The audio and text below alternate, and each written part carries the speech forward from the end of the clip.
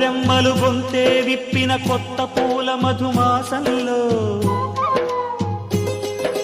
తుంబెద జన్మకు నూరేళ్ళెందుకు రోజే చాలులే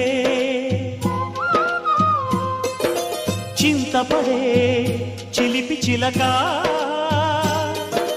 చిత్రములే బ్రతుకు నడక పుట్టే ప్రతి మనిషి కనుమూసే తీరు మళ్ళీ తన మనిషై ఒడిలోకే చేరు మమతానురాగ స్వాగతాలు పాడ నవ్వవే నవమల్లిక ఆశలే అందాలుగా